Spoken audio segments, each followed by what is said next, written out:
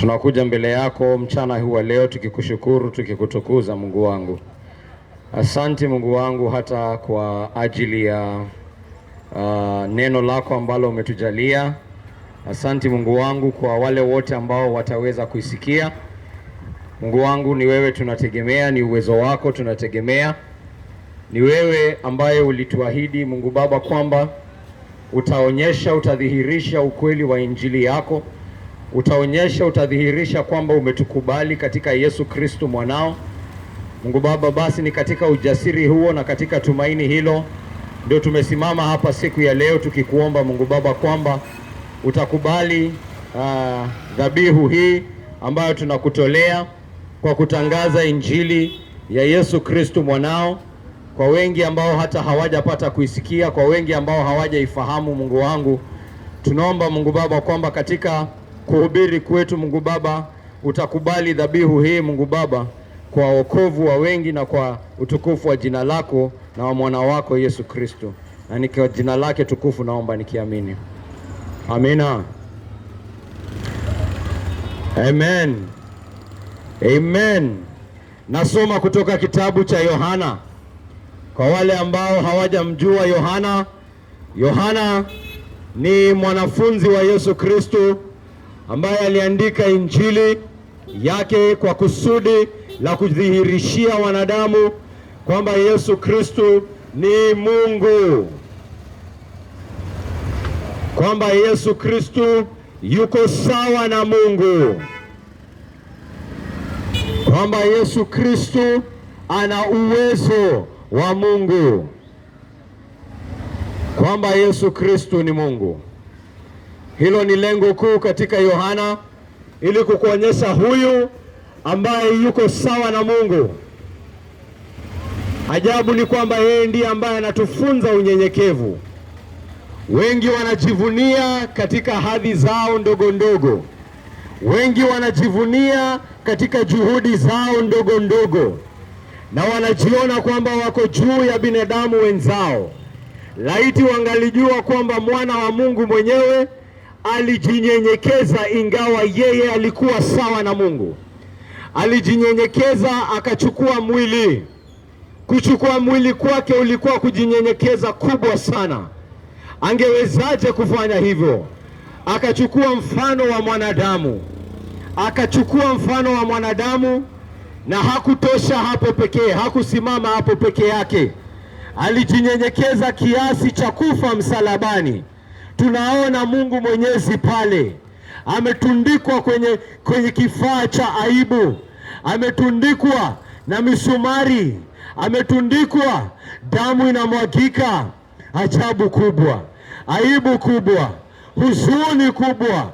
Laiti tungalijua yule anayening'inia pale ni Mungu mwenyewe.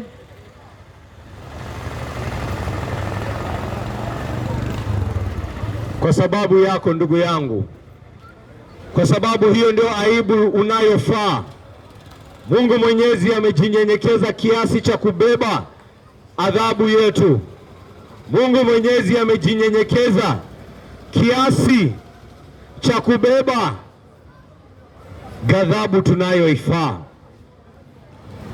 Laiti tungalijua aliyening'inia pale msalabani. Laiti tungalijua kazi kuu aliyoifanya. Laiti tungalijua tungemwamini. Laiti tungalijua tungemkimbilia. Lakini watu wanamuona tu na wanamdharau. Wanasikia habari yake ikitangazwa na wanasonya, na wanakemea, na wanalaani, ilhali ni baraka wameletewa. Yesu aliyekufa na kufufuka, Mungu aliyezikwa na kushinda kaburi. Yesu, ndasoma kutoka kitabu cha Yohana, mlango ni wa 9.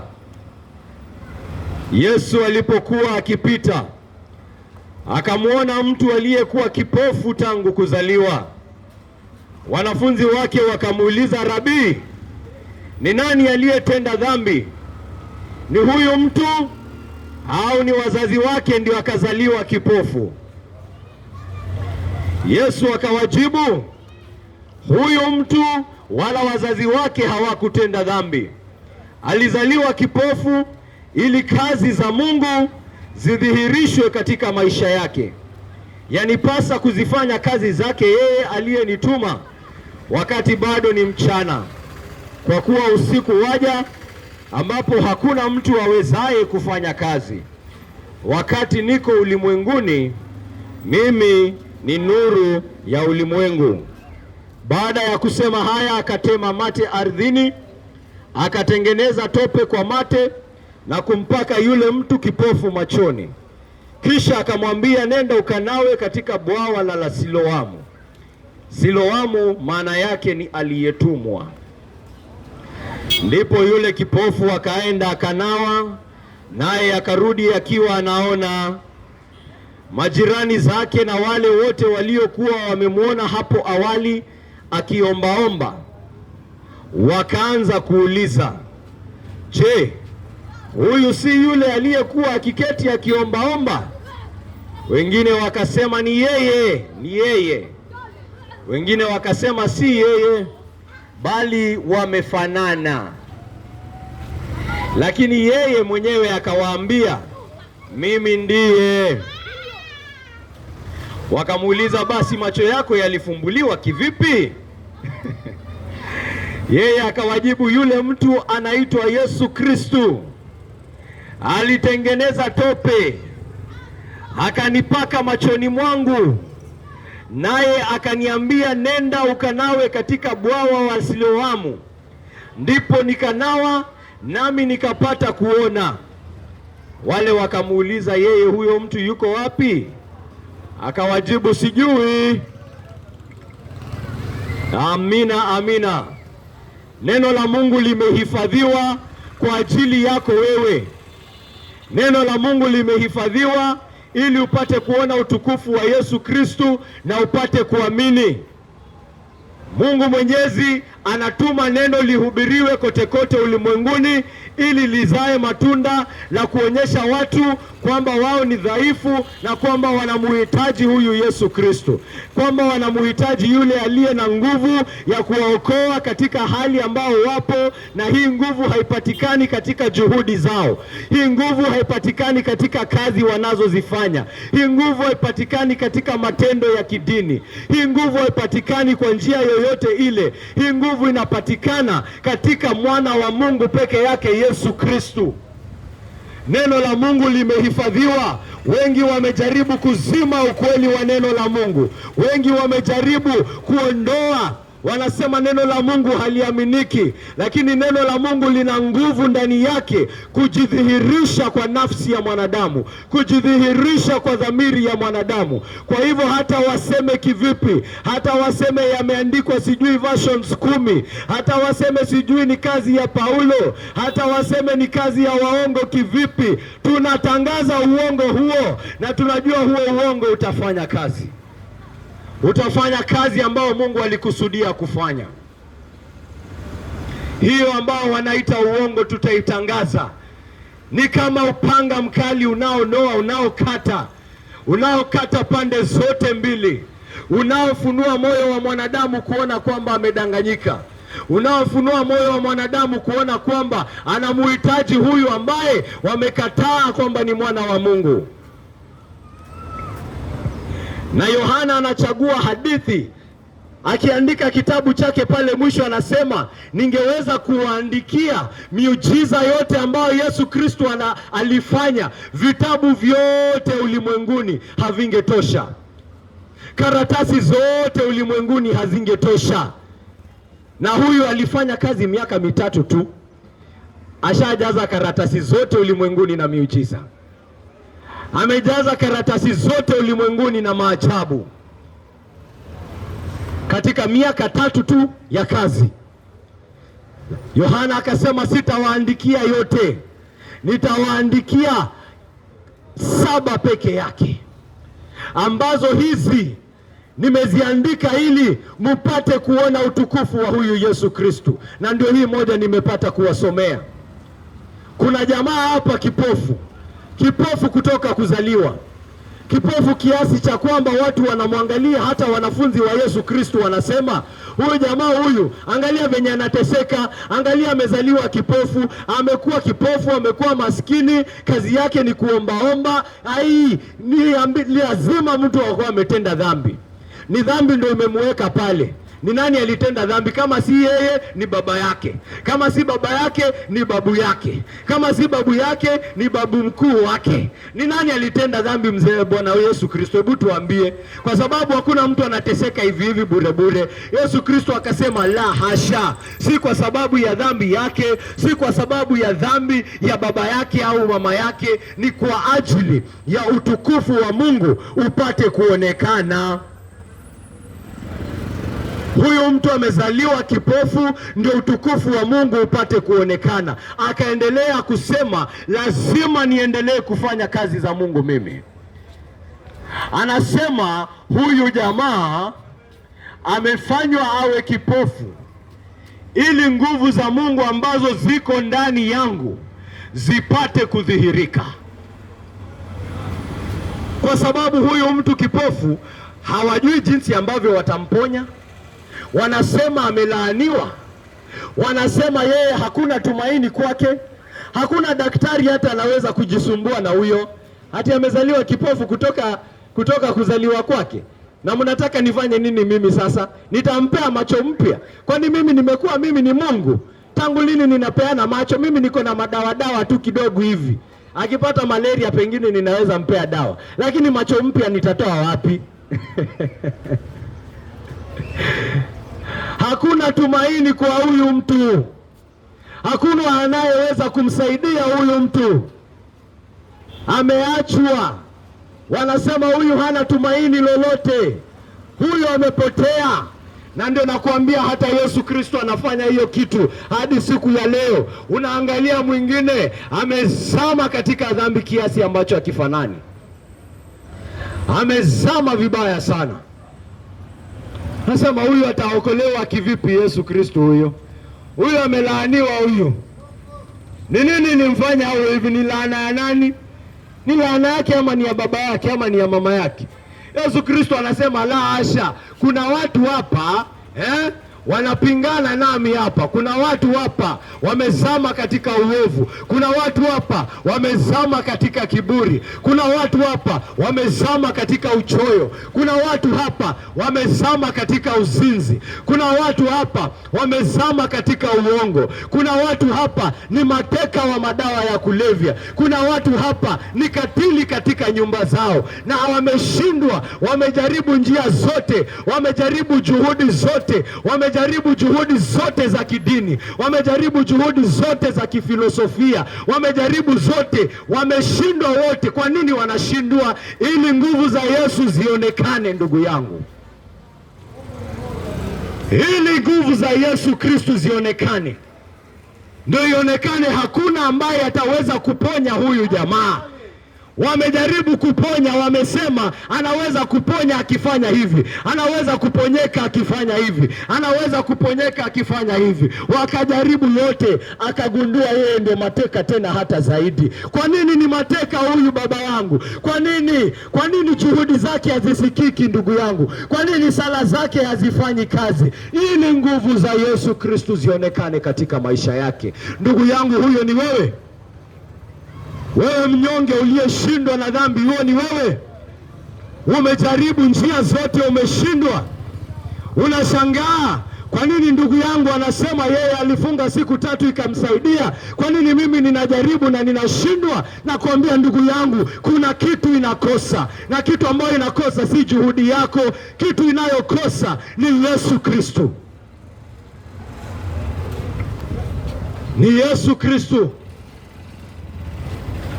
Huyu ambaye hakuna jamaa anayeweza kumponya. Yesu Kristo akachukua matope, kitu ambacho watu wanadharau. Watu wanaangalia matope, wanasema sasa matope itasaidia mtu kiaje? Matope tu, ati anataka kumponya na nini? Matope.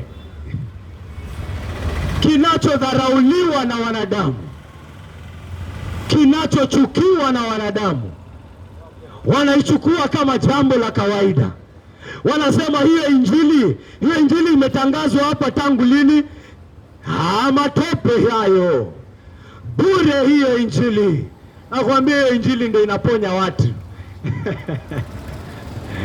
Hayo matope mikononi mwa Yesu Kristo yanafanya miujiza. Kutangazwa kwa ukweli kwa Yesu Kristo kunadharauliwa na wengi, lakini kuna yule ambaye atasimama hapa aseme, matope hayo hayangepakwa katika macho yangu, singepata kumjua Mungu, singepata kuokolewa, singepata kukombolewa, singepata kusamehewa dhambi zangu, singepata kupata uhuru unaopatikana peke yake katika Mungu. Isingekuwa hayo matope yalipakwa katika macho yangu. Matope mikononi mwa Yesu Kristo yana nguvu ya kufunua macho ya vipofu. Matope mikononi mwa Yesu Kristo yana nguvu ya kufanya mambo ambayo mwanadamu hana uwezo wa kufanya. Matope tu. Wengine wana magonjwa, wanaenda wanaambiwa hiyo yako hiyo, kuna dawa unahitaji, hiyo ni dawa ya 1000, vial moja ni 1,200,000. Utakuwa unatumia 200,000 kila siku, lakini bado tunabahatisha. Hatuna uhakika kwamba itafanya kazi. Yesu Kristo anasema, mimi sitaki madawa za 200,000, leta matope. Anachukua matope, anatemea hiyo matope mate, anaipaka pale kwa macho ya yule kipofu. Anamwambia, nenda pale kaoshe macho yako pale katika bwawa la Siloamu. Siloamu la maanisha ameliyetumwa na kutuma pale, nenda kafale ile ambayo nimekuambia.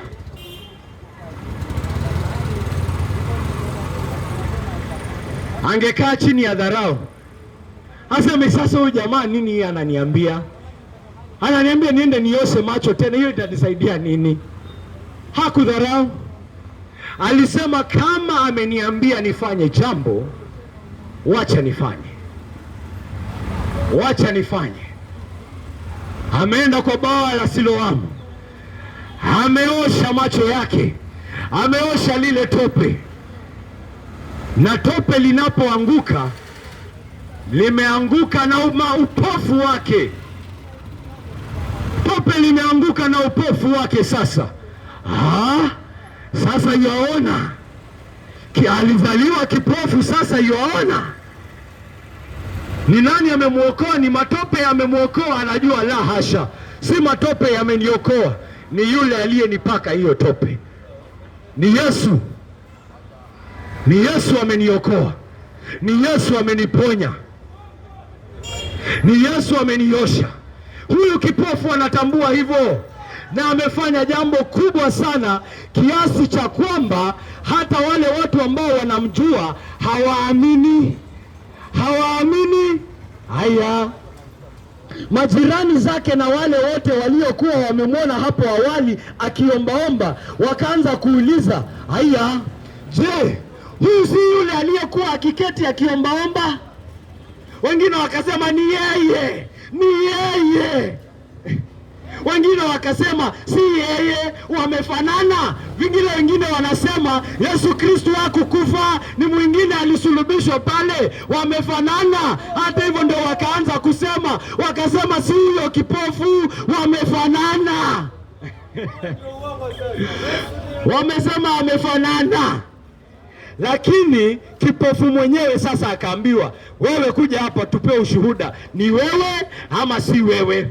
Akasema, ni mimi nimeponywa, ni mimi ndio niliyekwa matope, ni mimi nimezaliwa kipofu, ni mimi nimekuwa nikiombaomba hapa, ni mimi mmekuwa mkidharau, ni mimi mlikuwa mnafikiria hakuna tumaini kwangu, ni mimi mmeona hakuna daktari anaweza kunisaidia, ni mimi ndiye yeye, ni mimi.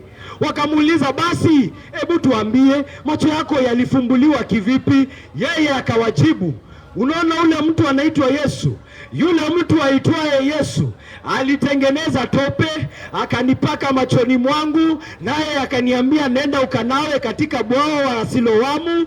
Ndipo nikanawa nami nikapata kuona. Hiyo ndio stori yangu, hiyo ndio ushuhuda wangu. Mimi sina stori nyingine. Ukiniuliza nilipona aje, hivyo ndio ilifanyika.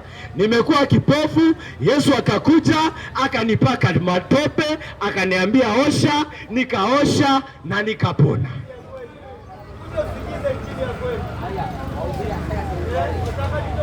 Wale wakamuuliza yeye, huyo mtu yuko wapi? Akawajibu sijui, akawajibu sijui.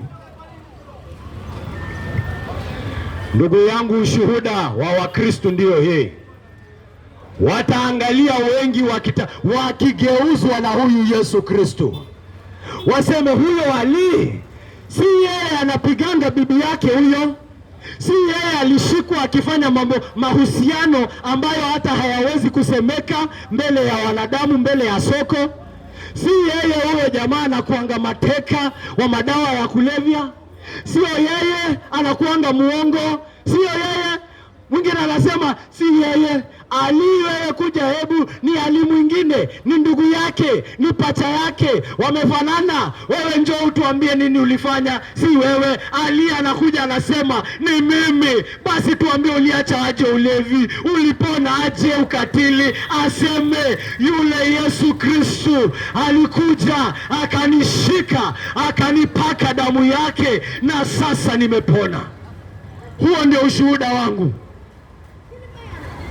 Ali, wacha uongo. Sema ulifunga kidogo. Aseme la hasha, si juhudi zangu, si sala zangu. Alisema ukweli. Wacha mimi niwaambie ukweli wangu. Mimi wacha niwaambie ile kitu ninajua. Ule mtu anaitwa Yesu Kristo, nilisikia habari yake, nilisikia na nikamkamata na nikamwamini na nikampokea, na damu yake akaniosha, na damu yake akanijaza na roho wake, akanigeuza jinsi ambavyo mnaniona hapa siku ya leo.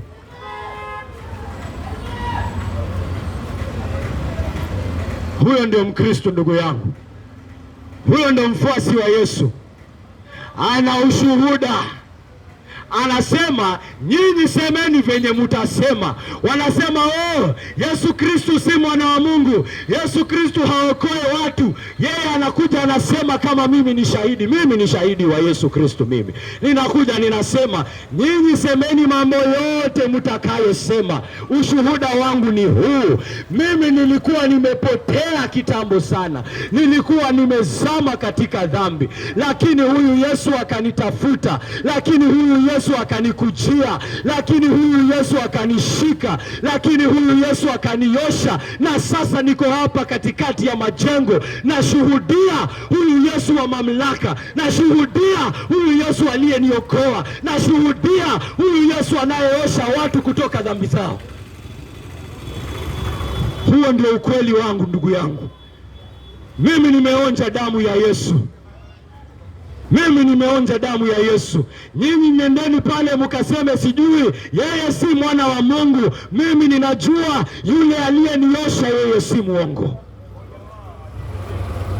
Nendeni pale mukaseme mumedanganyika, nyinyi ni mateka, mumeshikwa sijui na wazungu, mumeshikwa sijui na Waisraeli. Mimi ninakuambia wewe, sema utakavyosema, huyu Yesu ni Mungu aliyeniokoa. Mimi ninajua kitu moja, nilikuwa kipofu, nikapakwa tope, nikaambiwa enda Siloamu, nikaosha, na sasa ninaona. Hiyo ndio ninajua, ndugu yangu. Mimi ni shahidi na sitadanganya. Niko tayari kufa kwa ajili ya ushuhuda wangu kwamba Yesu Kristo aliniokoa, kwamba Yesu Kristo ameniosha, kwamba Yesu Kristo amenitakasa, kwamba Yesu Kristo amenipenda nikiwa ningali mwenye dhambi. Na kama amenipenda mimi muovu mimi, basi anakupenda wewe pia. Kama anaweza osha mtu kama mimi, hakuna asiyeweza kuosheka. Kama anaweza takasa mtu kama mimi, kama anaweza tembea na mimi hadi siku ya leo, kama anaweza nipa mimi Roho wake Mtakatifu, ndugu yangu, hata wewe anaweza kukupa.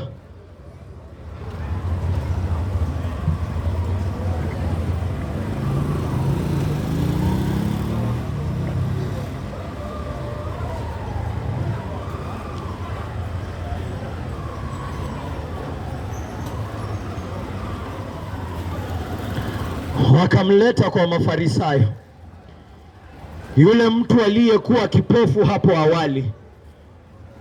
Basi siku hiyo Yesu alipotengeneza tope na kuyafungua macho ya huyo mtu, ilikuwa ni Sabato. Mafarisayo nayo wakaanza kumuuliza alivyopata kuponywa, naye akawaambia, alinipaka tope kwenye macho yangu, nikanawa, na sasa ninaona. Baadhi ya Mafarisayo wakasema, huyu mtu Yesu Kristo hatoki kwa Mungu kwa sababu hashiki Sabato. Lakini wengine wakasema, awezaje mwenye dhambi kufanya miujiza kama hii? Wakagawanyika. Hivyo wakamwambia tena yule mtu aliyekuwa kipofu, wewe ndiwe uliyefumbuliwa macho, unasemaje kuhusu huyu mtu? Maana macho yako ndiyo yaliyofumbuliwa. Yeye akawajibu, yeye huyo Yesu Kristo ni nabii. Wale Wayahudi hawakuamini ya kuwa huyo mtu alikuwa kipofu akapata kuona, mpaka walipowaita wazazi wake wakawauliza, je, huyu ni mtoto wenu ambaye mnasema alizaliwa kipofu? Imekuwaje ati sasa anaona? Wazazi wake wakajibu, tunajua ya kuwa huyu ni mtoto wetu na ya kuwa alizaliwa kipofu, lakini sisi hatujui ni kwa namna gani kwamba sasa anaona, wala hatujui ni nani aliyemfungua macho yake. Muulizeni yeye. Yeye ni mtu mzima na anaweza kujieleza yeye mwenyewe.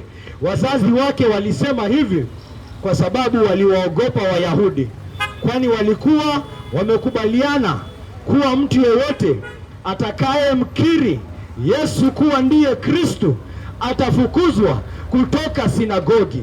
Kwa hiyo wazazi wake wakasema, yeye ni mtu mzima, muulizeni.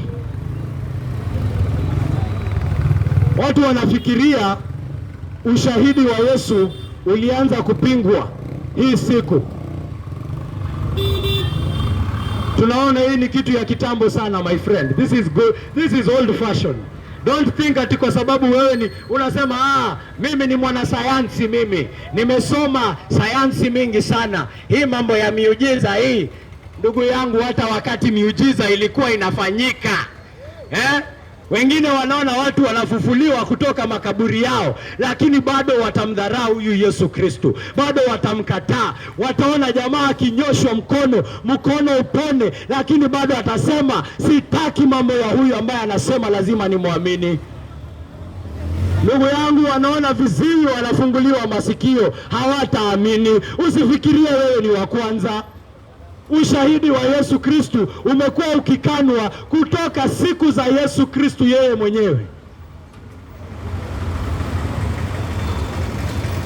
Walimwita Yesu Msamaria aliye na pepo mchafu, na hadi siku ya leo wanawatusi watumishi wa Yesu Kristo, wanaowaletea habari njema ambayo kwayo peke yake watapata kuokolewa. Hautaokolewa kwa njia nyingine ndugu yangu ila kumwamini Yesu. Hautapata amani na Mungu kwa njia yoyote dada yangu ila kumwamini Yesu Kristo. Hautasamehewa dhambi zako hata ulie kivipi, hata ulie saa ngapi, ila kwa njia moja, na ni kumwamini yule aliyekufa msalabani. Njia ni moja.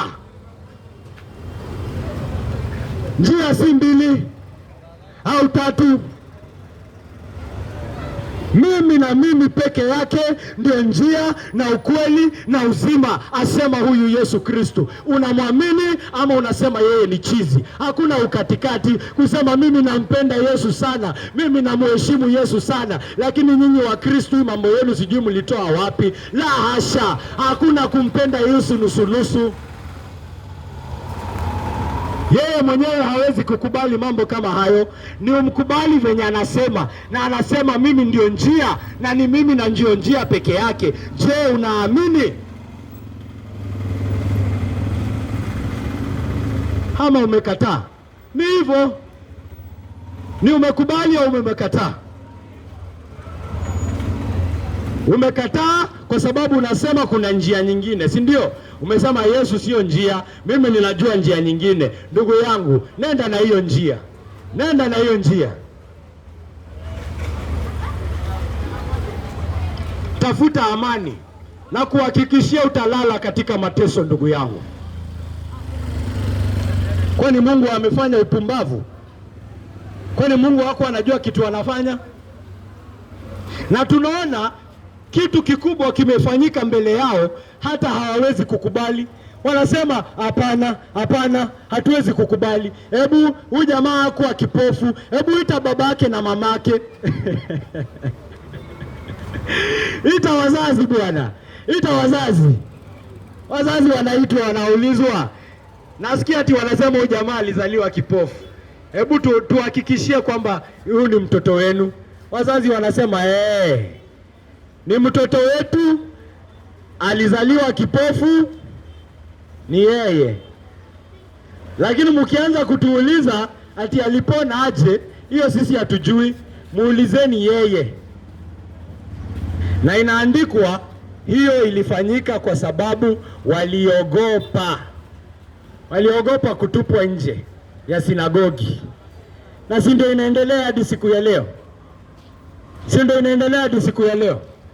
Kuna watu wameketi hapa siku ya leo, kuna watu wamepita hapa siku ya leo, wamepata kusikia habari ya Yesu Kristo, imemchoma moyoni, na akawaza na akachambua, akaona naona kuna kitu hapa, naona kuna kitu hapa. Lakini hata kiri Yesu, hata simama akiri Yesu, kwa sababu anaogopa kufukuzwa nje ya familia yake, anaogopa kudharauliwa na ndugu zake, anaogopa kudharauliwa na makastoma wake. Anataka zawadi zinazotoka kwa binadamu, hataki ile inayotoka kwa Mungu. Ameona ukweli wa Yesu Kristo, lakini hawezi kiri. Kama wazazi wa huyu kijana. Wazazi wa huyu kijana walikuwa wanajua ni Yesu, lakini hawawezi sema kwa sababu wanaogopa. Wanarudi wamesema, yeyote ambaye atakiri kwamba Yesu Kristo ni Bwana, sinagogi unatolewa. Hakuna mtu mwenye ataingia kwa hii sinagogi mwenye anasema Yesu Kristo ametoka kwa Mungu. Hakuna mtu ataingia kwa hii sinagogi mwenye anasema ati Yesu Kristo ni mwana wa Mungu. Ukishaanza kuongea mambo ya Yesu Kristo, sisi na wewe tumeachana, tunakutoa kwa sinagogi. Si ndio inaendelea hadi siku ya leo?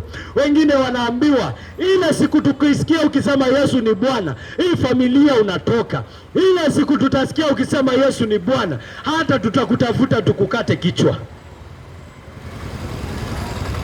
Anakaa chini anasema woi. Sasa anaacha fahari inayotoka kwa Mungu ili ashike fahari inayotoka kwa mwanadamu. Anaogopa hatari inayotoka kwa mwanadamu, alafu anasahau hatari inayotoka kwa Mungu ni kubwa zaidi.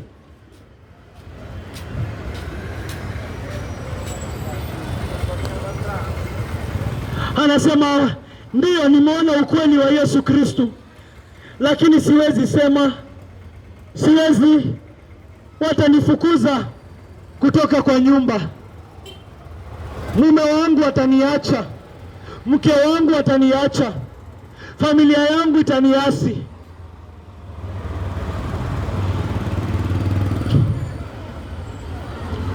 Mwingine anasema yeye ni Mkristo, lakini siwezi mkiri mbele ya watu.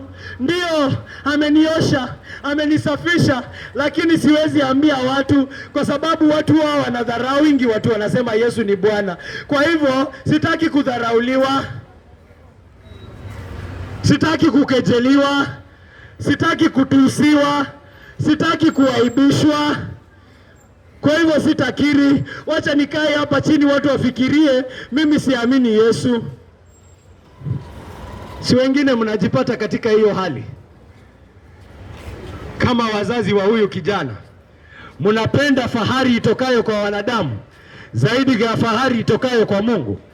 Mnaogopa hatari itokayo kwa wanadamu kuliko ile hatari itokayo kwa Mungu. Unasema nikimwamini Yesu Kristu wataacha kunipea kazi hapa Majengo. Nikianza kumwabudu Yesu Kristu watanianza kunipea kazi, makastoma wangu wote wataacha kukuja.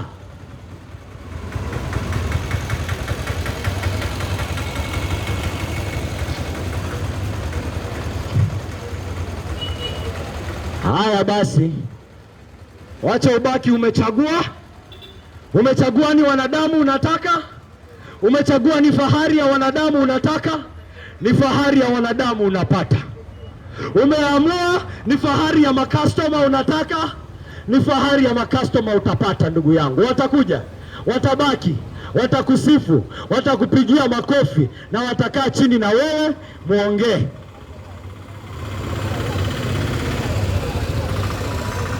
Lakini yeyote ambaye anataka fahari itokayo kwa Yesu Kristo lazima awe tayari kupoteza fahari inayotoka kokote kwingine. Ufalme wa mbinguni ni kama mwanabiashara amepata lulu. Amepata lulu ya dhamani kubwa. Yuko tayari kuuza mali yake yote kununua hiyo lulu. Ufalme wa mbinguni ni kama mwanabiashara amepata hazina katika ardhi. Yuko tayari kuuza mali yake yote anunue hiyo ardhi, kwa sababu anajua ndani ya hiyo ardhi kuna mafuta, ama kuna sijui kuna dhahabu pale ndani. Wacha nipoteze kila kitu. Wacha nipoteze kila kitu, so long as nimepata hiyo ardhi niko sawa. Huyo ndio Mkristo, ndugu yangu. Anasema watu wanidharau. Wacha watu wanidharau, kwani iko nini? Cha muhimu kama niko na Yesu, kama nimepata Yesu, wacha nipoteze hata ulimwengu mzima, hata familia yangu kama wataniacha ati ni kwa sababu ninapenda Yesu, basi na waniache. Hata kama ni mke, hata kama ni watoto wangu, hata kama ni baba yangu, hata kama ni mama yangu, hata kama ni nchi yangu initupe mbali, kwa sababu ninampenda Yesu Kristo, basi na wanitupe. Cha muhimu, cha kitu ninataka kuwa na uhakika ni kwamba niko na huyu Yesu Kristo.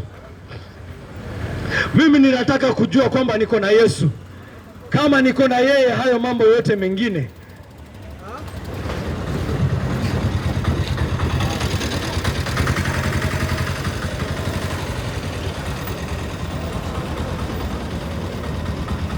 ndugu yangu, usifikiri kuja kwa Yesu Kristo ni safari nywe.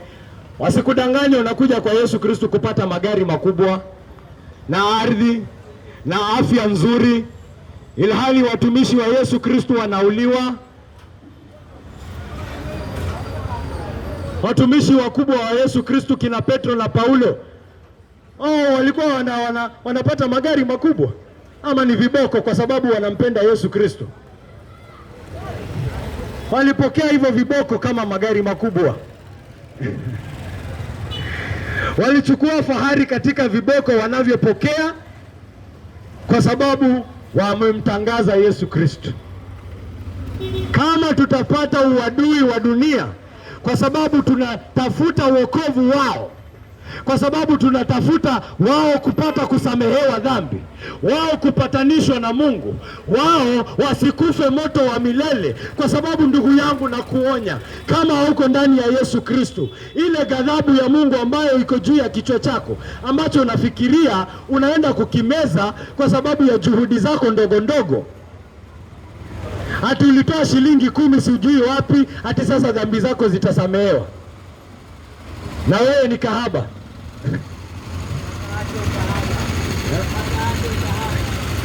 mpaka amwamini Yesu.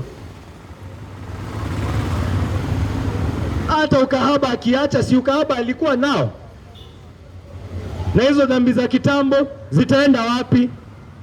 Si lazima zilipiwe? Nani mwingine anaendanga kotini anasema ndio niliua lakini nimeacha kuua? Na ile ambao ulifanya nani amelipia? Sisi hatukufungi kwa sababu umekuwa mtu mzuri. Tunakufunga kwa sababu ulifanya nini? Kwa sababu uliua. Hiyo lazima ulipie. Wengine wanafikiria ati walitenda dhambi wakiwa watoto wadogo. Wengine wamebaka hapa wanafikiria ati sasa kwa sababu ilikuwa kitambo, ati sasa amesamehewa kwa sababu miaka 20 imepita. Ndugu yangu, mbele ya Mungu lazima ulipie hiyo. Nani atakukomboa? Nani atakulipia?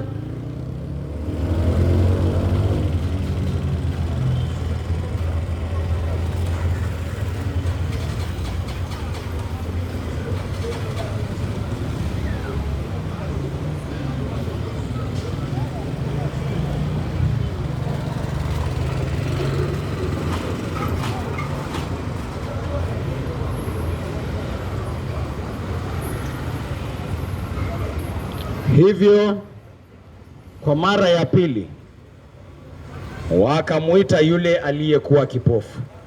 Ashawashuhudia mara ya kwanza. Mara ya kwanza hawajaamini, hawataki kuamini, hata wameita wazazi.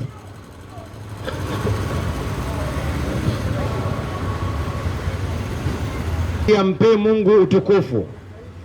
Sisi tunafahamu kwa kuwa huyu mtu aliyekuponya yeye ni mwenye dhambi.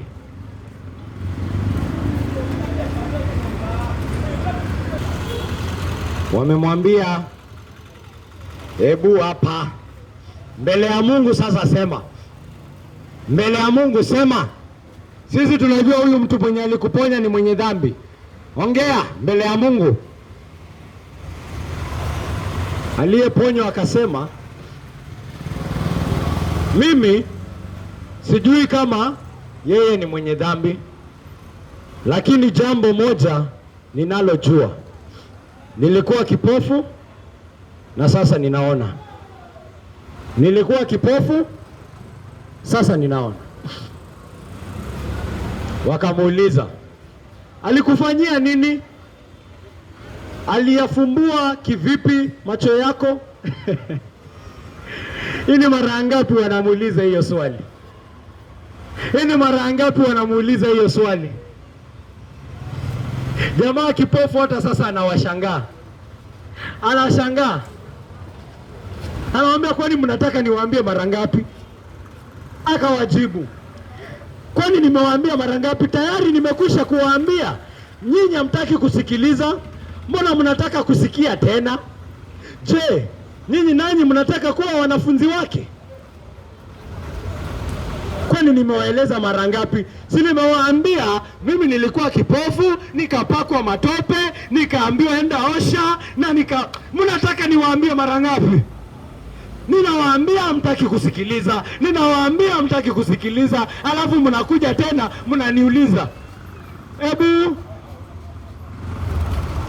story haichange, story ni ile ile.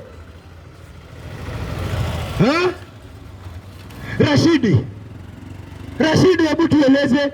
Rashidi anakuja na kueleza, mnataka niwaeleze mara ngapi? Mnataka niwaeleze mara ngapi? Nilimwamini Yesu Kristo, naye akaniosha, naye akanipa nguvu kushinda dhambi zangu, naye akanitakasa, naye akanibeba kama mtoto wake, naye akanitembeza hadi mahali niko hapa siku ya leo.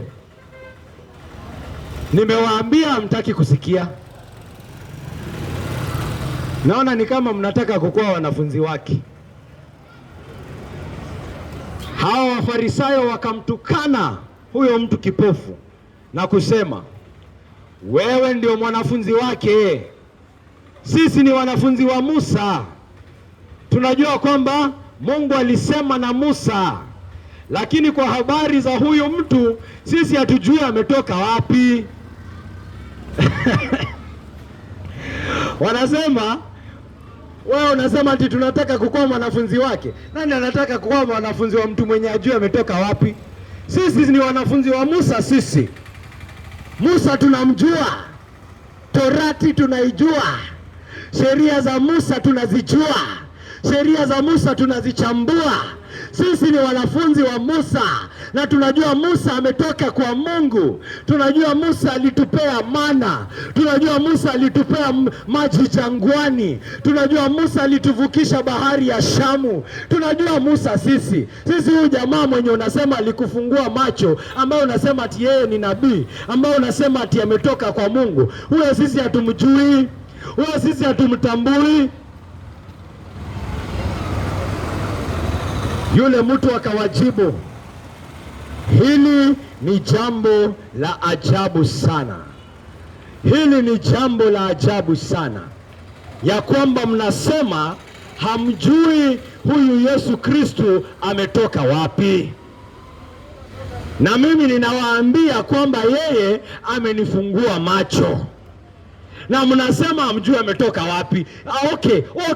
Okay, let me get this straight. Mnasema mnajua Musa ametoka wapi, lakini huyu aliyenifungua macho, aliyefanya kazi kubwa kama hii, huyo mnasema hamjui ametoka wapi, si ndio? Hivyo ndio mnasema. Jambo la ajabu sana, jambo la ajabu sana.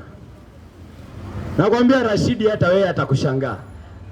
Anakwambia mnasema tunajua huyu ametoka kwa Mungu kwa sababu ya hii na hii na hii. Na mimi nikikwambia kuhusu Yesu Kristo, nikikwambia kuhusu huyu ambaye anaokoa watu, mnasema hiyo ni mambo ya kishetani. Mnanishangaza sana, mnanishangaza sana.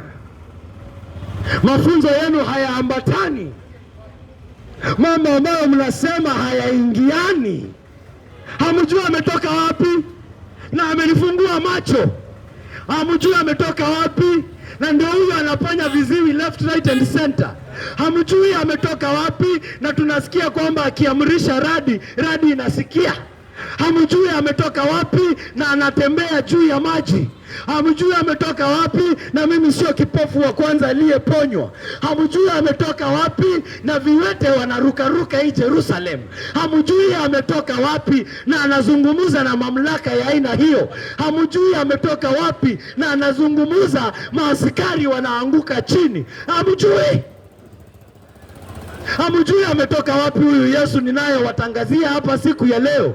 Hamjui ametoka wapi na mapepo yakimwona yanatetemeka, yanasema usituhukumu mwana wa Mungu, usitulaumu mwana wa Mungu, usituadhabishe mwana wa Mungu. Na hamjui ametoka wapi.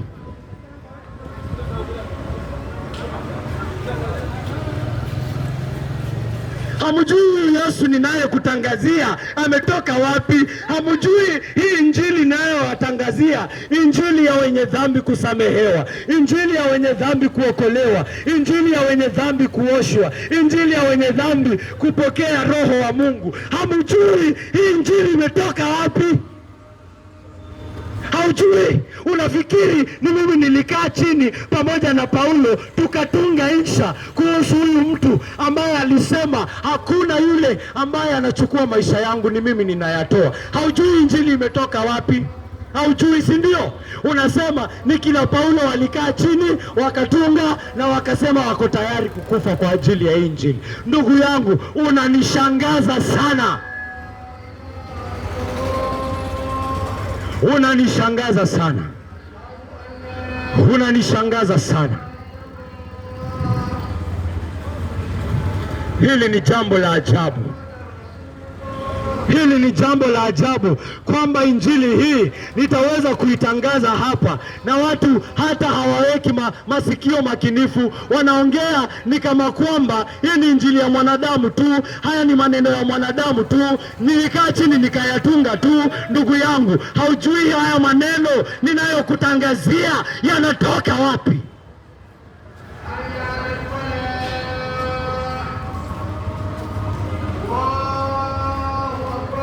Haujui inatoka wapi.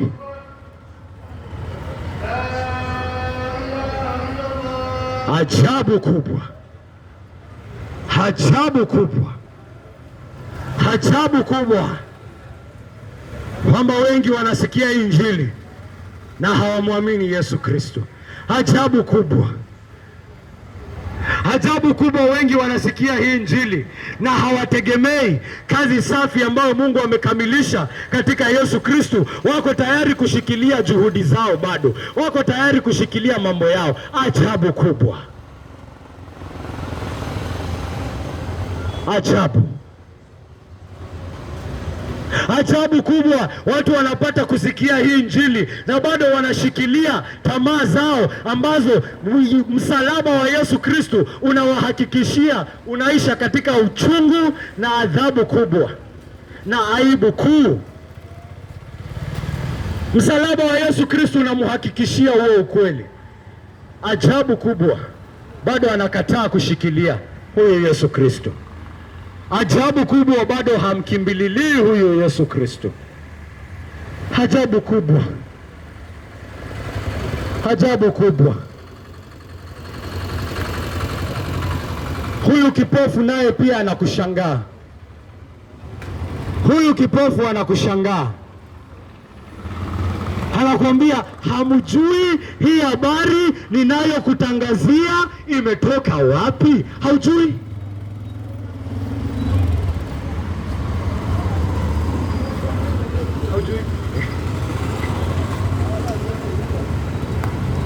Haujui ndugu yangu? Haujui dada yangu? Mzee wangu, haujui? Mnapita mnasema uongo, uongo, uongo, anahubiri uongo. Hii uongo hujui imetoka wapi?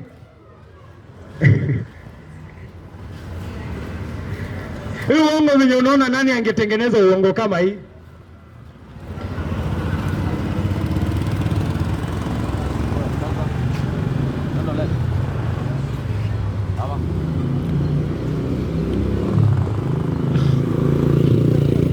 Tunajua ya kuwa Mungu hawasikilizi wenye dhambi, lakini huwasikiliza wote wanaomcha na kumtii.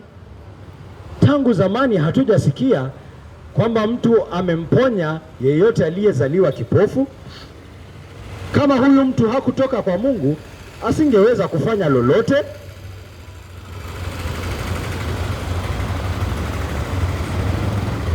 Wao wakamjibu, wewe ulizaliwa katika dhambi na unajaribu kutufundisha. Wakamfukuza atoke nje. Hiyo ndio roho ya wengi. Roho ya wengi, ninamwambia na kushangaa sana, na bado hakubali. Yuko tayari kunipiga nitoke hapa. Yuko tayari kupiga watumishi wa Bwana. Hataki habari. Anasema wewe utakuja hapa kuniambia nini? Nini unajua? Wewe unajua nini? Nyinyi watumwa, nyinyi watumwa wa wazungu. Wazungu ndio wamewaletea hiyo mambo. Nyinyi ni mateka wa wazungu. Ni kama dini yake ilianzia Kenya. Dini yako ilianzia Kenya, mwenye unasema hii si basi ni mteka wa mwingine pia wewe.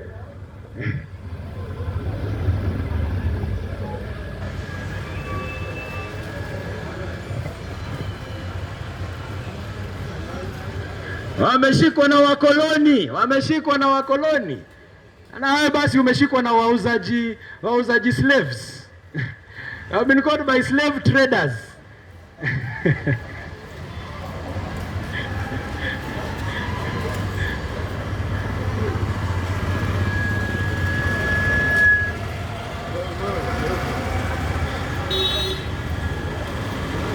Wakamfukuza nje.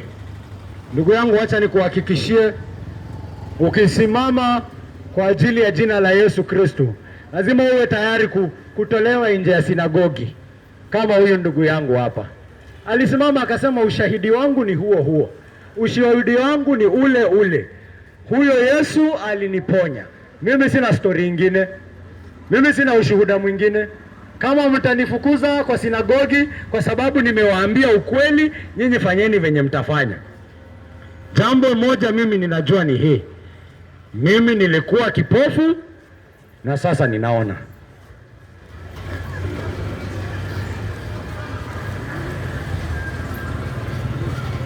Yesu aliposikia kuwa wamemfukuza yule mtu aliyemfumbua macho, alimkuta akamuuliza, je, unamwamini mwana wa Adamu? Yule mtu akamjibu, yeye ni nani Bwana? Niambie ili nipate kumwamini. Yesu akamjibu, umekwisha kumuona, naye anayezungumza nawe ni yeye. Yule mtu akasema, Bwana, naamini. Naye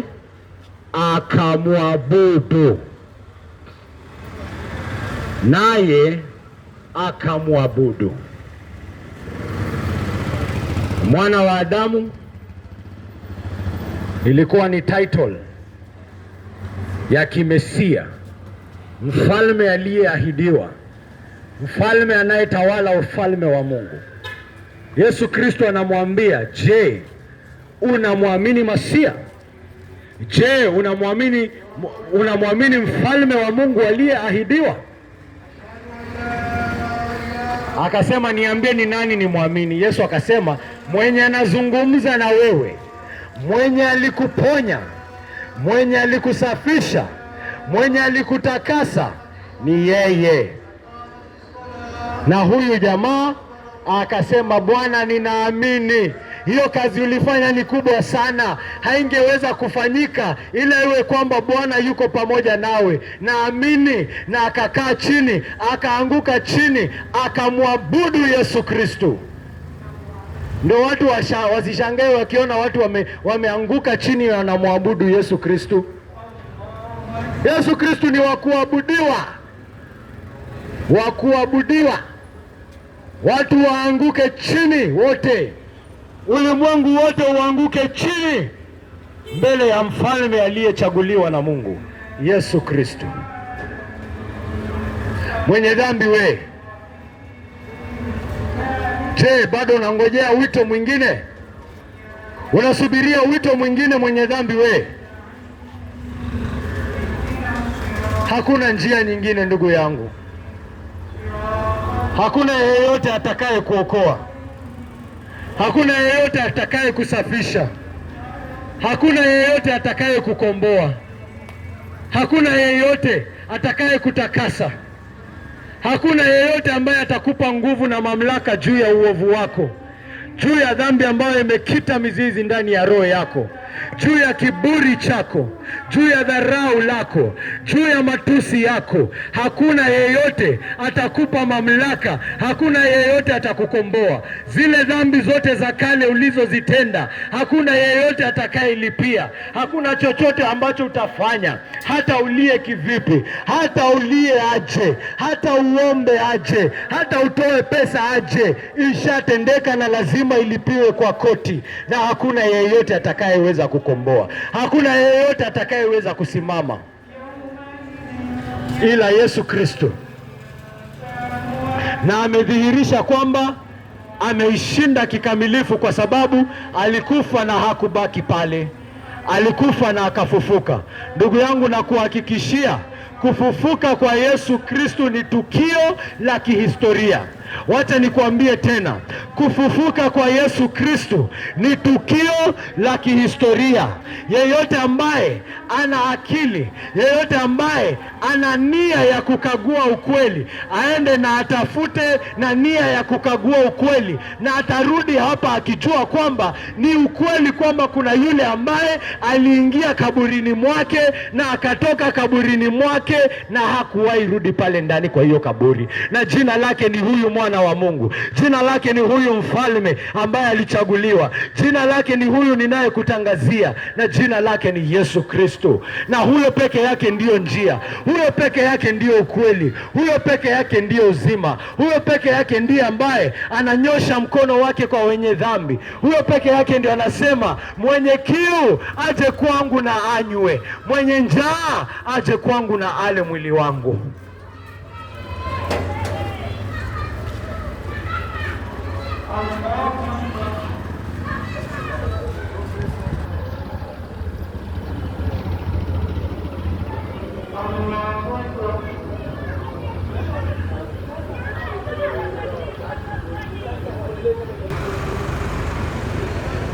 Wengi wanasema wito, wanasema niache kutoa wito kwa sababu wanapokea wito mwingine. Ndugu yangu, nakwambia huu mwito peke yake ndio utakuokoa. Na ile siku ambayo utasimama mbele ya Yesu Kristo, yule ambaye atamwamini, yule ambaye atapokea habari hii njema, yule ambaye atasimama atasema, Mungu nakushukuru kwamba mhubiri hakunyamaza.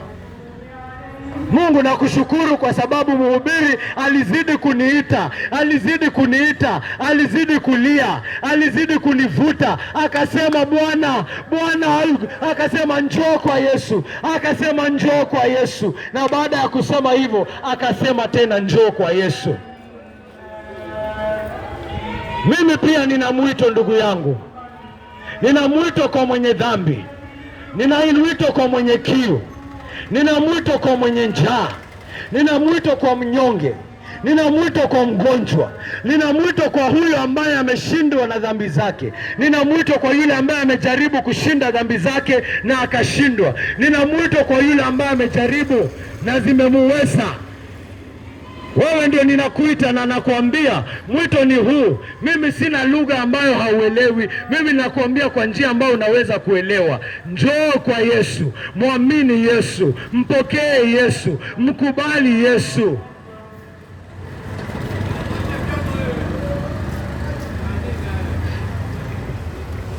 Ni hayo tu. Na hiyo ndio mwito wangu.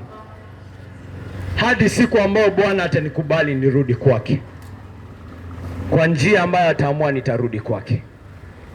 Huo ndio mwito wangu, hilo ndio tangazo langu, hilo ndio kilio changu.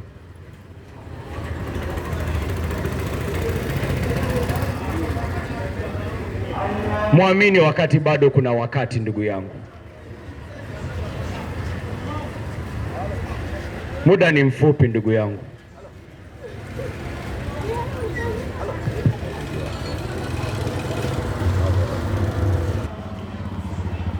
Njoo kwa Yesu. Mwenye kiu aje, vipofu waje, viwete waje, watoto wadogo waje, wazinzi waje, wafisadi waje, wezi waje, makahaba waje. Kuna damu ya kuosha hapa inatosha. Kuna damu yenye nguvu hapa inatosha. Majambazi waje, waongo, wasengenyaji, wakufanya fitina, wakufitinisha watu waje. Kuna nguvu ya kutosha kukuosha ndugu yangu. Kuna nguvu ya kukutosha kukuokoa katika damu ya mwana wa Mungu. Ni wewe tunakuita ili uwe shahidi. Ni wewe tunakuita ili usimame na ujasiri kama huyu kipofu.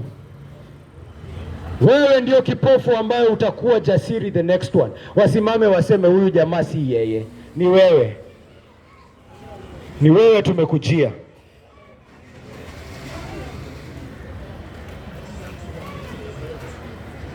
Mwenyezi Mungu wa milele, tunakushukuru, tunakutukuza. Asanti kwa ule muda ambao umetujalia. Asanti kwa neno ambalo umetujalia kuhubiri hapa siku ya leo.